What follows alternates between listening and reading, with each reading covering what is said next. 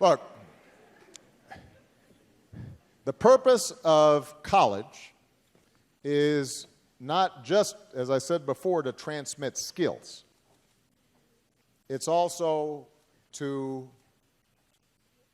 widen your horizons, to make you a better citizen, to help you to evaluate information, to help you make your way through the world, to help you be more creative.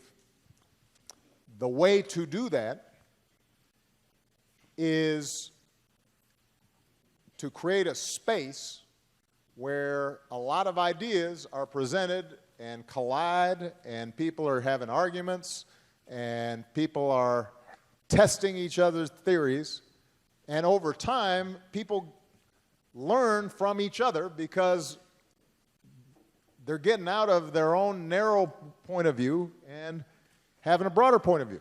So Arnie, I'm sure, has the same experience that I did, which is when I went to college, suddenly there were some folks who didn't think at all like me. And if I had an opinion about something, they'd look at me and say, well, that's stupid. And then they'd describe how they saw the world. And they might have had a different sense of politics, or they might have a different view about poverty, or they might have a different perspective on race. And sometimes their views would be infuriating to me. But it was because there was this space where you could interact with people who didn't agree with you and had different backgrounds than you, that I then started testing my own assumptions. And sometimes I changed my mind. Sometimes I realized, you know what, maybe I've been too narrow-minded. Maybe I didn't take this into account. Maybe I should see this person's perspective.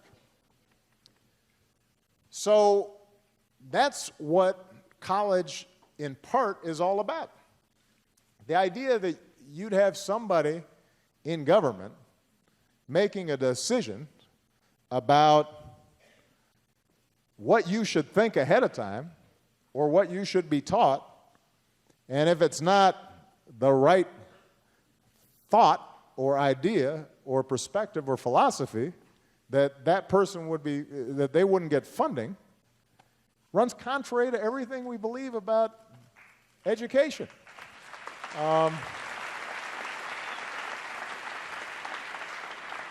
I mean, I guess that might work in the Soviet Union, but it doesn't work here. That's not who we are. That's not what we're about. Now, one thing I do want to point out is it's not just sometimes folks who are mad that colleges are too liberal that have a problem. Sometimes, you know, there are folks on college campuses who are liberal and maybe even agree with me on a bunch of issues who sometimes aren't listening to the other side. And that's a problem too. I was just talking to a friend of mine about this. You know, I've heard some college campuses where they don't want to have a guest speaker who, you know, is too conservative, or they don't want to read a book if it has language that is offensive to African Americans, or somehow sends a demeaning signal towards women. And, you know, I got to tell you, I don't agree with that either. You know, I don't agree that you, when you become students at colleges, have to be coddled and protected from different points of view. You know, I think that you should be able to, you know, you should invite anybody, anybody who comes to speak to you and you disagree with, you should have an argument with them.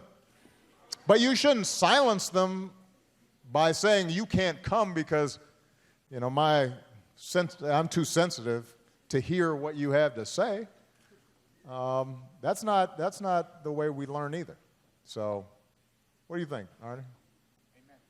He said amen. All right.